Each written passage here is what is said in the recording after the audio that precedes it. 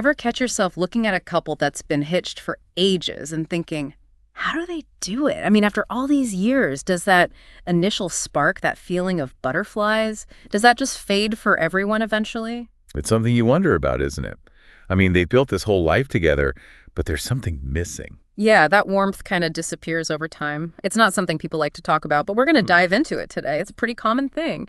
Why do women in longer marriages end up feeling dissatisfied with their husbands? Not trying to stir the pot or anything, but just trying to understand what's going on. Yeah, how relationships evolve over the years, right? Yeah. Sometimes it goes in directions you don't expect, and that changes how people feel. Definitely. Let's get into it then. One thing that keeps popping up is the unequal workload at home. It seems like things start out pretty even, but over time, those roles get really rigid, and it always seems to be the wife who ends up doing most of it. It just kind of creeps up on you. Yeah. What starts as something temporary becomes, the way things are done. Like, take Sarah and John. Sarah works, keeps the house tidy, looks after the kids, all while John assumes that's just her job. And she feels totally unsupported, right? Like she's expected to handle everything at home, regardless of everything else she has going on. And I bet you anything, it's not about disliking the chores themselves. You're right. It's about the partnership. It's like her efforts are invisible. When you think about it, if one person is always caregiving instead of being an equal partner, well, that can really hurt the marriage. It makes one person feel small, and of course that leads to tension. It's a totally unequal situation. So, leaving the household stuff aside for a second, let's talk about that emotional connection fading. Remember those early days when you could talk about anything for hours on end? Oh, I remember. You just get lost in each other's hopes and dreams and anxieties. Real emotional intimacy. But life just gets in the way, doesn't it? Those meaningful chats turn into quick updates about bills and chores. Yeah, you go from asking, how are you really feeling, to, did you take the trash out? It's wild. Take Emma and Liam. They used to spend hours every night really talking. Now it's all carpool schedules and grocery lists. She told me she feels like his roommate instead of his wife. That's a big sign that the intimacy is fading, that feeling of being roommates. And there's also that feeling of being invisible. A woman told me once that her husband used to listen to her every word. Now he doesn't even look up from the TV when she tries to talk. It makes you feel so small, like you're talking to a wall. Yeah, incredibly lonely. That lack of connection can be incredibly isolating even when you're living under the same roof. That's right. And then on top of all that, there's this feeling of putting personal growth on hold. Lots of people, women and men, enter marriage with dreams and aspirations. But sometimes, life happens and those dreams get put on the back burner. And if your partner doesn't back you up, or even worse, dismisses those dreams entirely, well, that can really lead to resentment down the line, right? Like Maria, she always wanted to get an art degree, but her husband, Carlos, brushed it off. Now, all these years later, she feels unfulfilled, and she can't help but connect that to his lack of support, like a part of her is missing.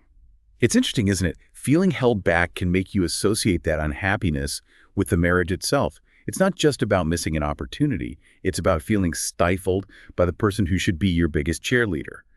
A good marriage is one where both people feel like they can grow and explore their interests, not like they're being forced to sacrifice their own identity. Absolutely. And we can't forget about just saying thank you. It sounds like a small thing, but appreciation, those little acknowledgments, they make a huge difference over time. Oh, for sure. In the beginning, you're more likely to thank each other, but that tends to fade. When a woman's work around the house or with the kids or just being a supportive partner goes unnoticed, she starts to feel invisible, like she's just part of the furniture. It's like Linda. She planned this huge birthday party for her husband, and then on her birthday, she gets a generic gift card, zero thought put into it. You don't feel valued, do you? And then there's that couple where the wife surprised her husband for their anniversary and he barely reacted. It feels like all that love and effort means nothing. And that lack of appreciation, even for the little things, really does breed resentment. It's not about wanting big gestures all the time, just a little thank you. Or recognizing the effort can go a long way. It's about feeling like you're not taken for granted. Absolutely. And then there's the whole question of how a couple spends their free time and socializes. Couples that used to do everything together might find themselves drifting apart socially. Yeah, it's an interesting shift. When one partner wants to stay home and the other one wants to go out, that can create real tension.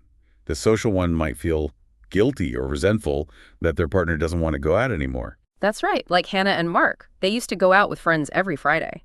Now Mark prefers to stay home, and Hannah feels stifled. She really misses that part of her life. You can end up feeling isolated and even a bit resentful towards the partner who's changed. Feeling like you're missing out puts a real strain on a marriage. It seems like finding a balance and respecting each other's needs is key, even if they're different. I agree. Speaking of big life changes, retirement can really shake things up in ways you don't expect.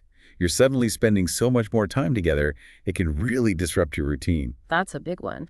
You go from having separate schedules and space to being together all the time. I remember reading about something called retired husband syndrome. Wives actually start having health problems because their husbands are always around. It just shows how disruptive it can be. You get used to a certain level of independence, and then boom, your spouse is always there. Aiko had her routine, her friends, her things. When Hiroshi retired, it totally threw her off. It led to a lot of stress and resentment. It really highlights how important it is to talk about retirement and plan for it. Respect each other's need for space and separate activities. It really makes you think. And these days we have to factor in all the technology too. You see couples everywhere glued to their phones. All the time.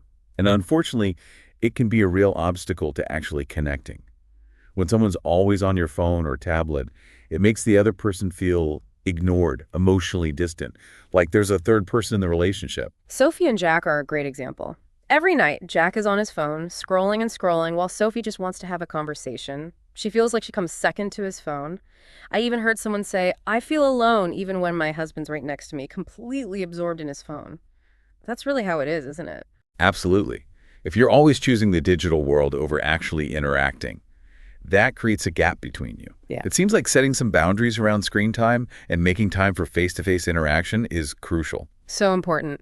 Another thing that can fade over time is physical affection. And I don't just mean intimacy, but those little everyday touches that say, "I care about you." The little things, yeah. Casual hugs, a kiss on the cheek, holding hands, those are powerful ways we connect. When those touches disappear, it can create a distance, make you feel unwanted. It's like a silent way of saying you matter to me. Think about Rachel and Sam. In the early days, they were always touching, holding hands. Now it's rare, and Rachel really misses it.